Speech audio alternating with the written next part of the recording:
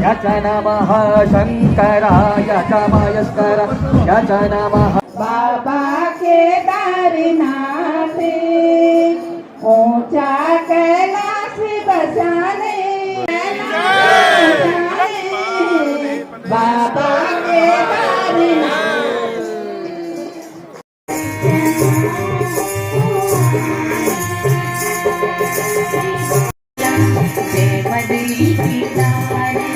सभी लोग गाएंगे।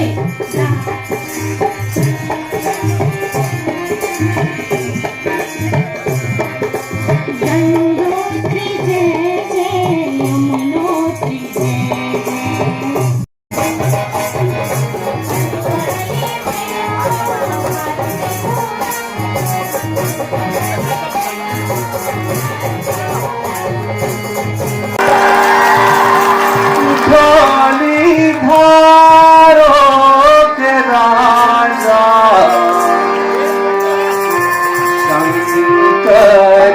संकट हरना शिव कैलाशो के बंसी धोनी धारो के राजा संकट हरना तेरे कैलाशों का अंत न पाया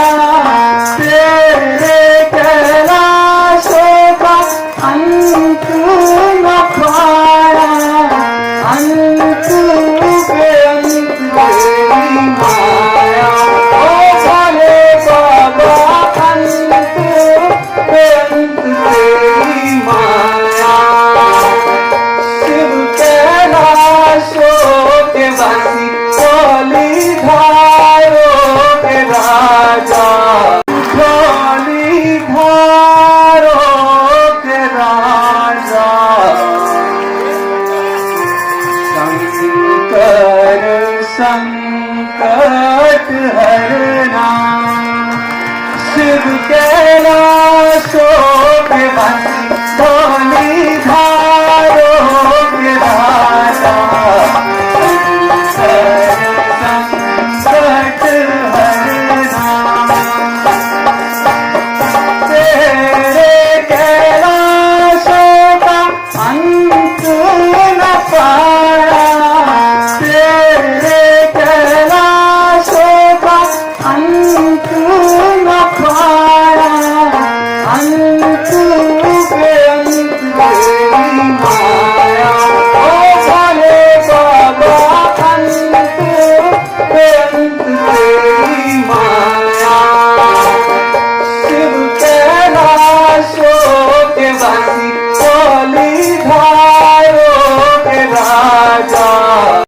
देखिए, हम सब जानते हैं कि ऊखीमठ में स्थित ओंकारेश्वर महादेव मंदिर बाबा केदार जी की शीतकालीन गद्दी है और अक्टूबर 23 को जब से श्री केदार धाम के कपाट बंद हुए उसके बाद बाबा केदार की डोली इसी मंदिर में आके विराजमान की जाती है। वैसे ही जो द्वितीय केदार हैं मदमहेश्वर जी, उनकी भी शीतकालीन गद्दी ओंकारेश्वर महादेव मंदिर में ही है। तो हमारा ये प्रयास है, आज हमने शीतकालीन यात्रा का शुभारंभ किया है और हम सब जानते हैं कि कुछ दिन पूर्व माननीय प्रधानमंत्री जी ने अपने मन की बात में भी शीतकालीन यात्रा को बढ़ावा देने की बात कही थी। और शीतकालीन यात्रा को बढ़ावा देने के लिए हमको प्रेरित किया था। माननीय मुख्यमंत्री जी भी हमेशा पिछले वर्ष से प्रयासरत हैं कि किसी तरह हम शीतकालीन यात्रा को बढ़ावा दें। इससे मंदिर की जो संस्कृति है, प्रभावना है भगवान की, वो तो बढ़ती ही है, लेकिन आसपास पूरे क्षेत्र में सभी लोगों की आर्थिकी में भी वृद्धि आती है, सभी लोगों के जो इकोनॉमिक डेवलपमेंट होता है वो भी बहुत अच्छा होता है।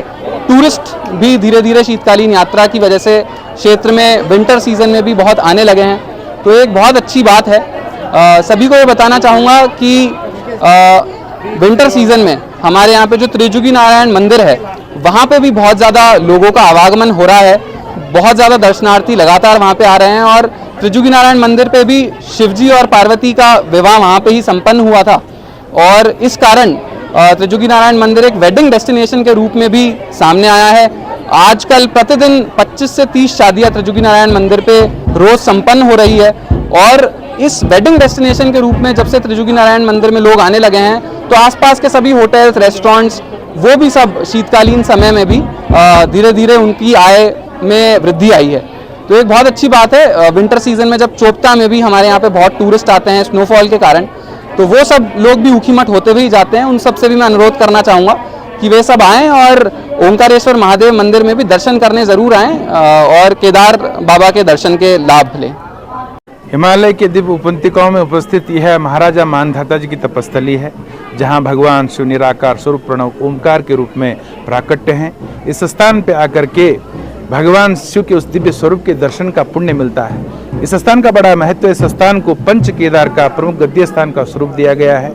हिमालय में जब श्री केदारेश्वर, श्री मद्मेश्वर जी के कपाट मंगल हो जाते हैं, तो भगवान केदारनाथ जी और श्री मद्मेश्वर जी का जो विग्रह स्वरूप है, उत्सव मूर्ति है, यहीं पर इसी स्थान पर लाया जाता है और इसी ओमकारेश्वर के दिव्य गर्भगृह में उनको विराजमान करके यहाँ पर उनकी शीतकाल में पूजा प्रारंभ की जाती है। और आज यह जो यात्रा है, जिस दिन भगवान श्री मद्मेश्वर जी के कपाट मंगल हो जाते हैं, जिस दिन यहाँ पे मद्मेश्वर मेला प्रारंभ हो जाता है, उसके बाद से ही यहाँ पे शीतकालीन पूजा प्रारंभ हो जाती है। आज विधिवत रूप से यहाँ पर जो शीतकालीन यात्रा का शुभारंभ किया गया, इस स्थान पे आने से वो उन तमाम शिव भक्तों को यह पुण्य मिलेगा जो केदारनाथ मद्मेश्वर यात्रा न कर पाए, इस स्थान पे आकर के वो दर्शन करते हैं तो उनको वही दिव्य पुण्य की प्राप्ति होती है जो हिमालय में केदारेश्वर ज्योतिर्लिंग और द्वितीय केदार मद्मेश्वर जी के दिव्य स्वरूप के दर्शन का पुण्य होता है। क्योंकि भगवान शिव जो हैं निराकार स्वरूप में भी विद्यमान है और साकार स्वरूप में भी विद्यमान है।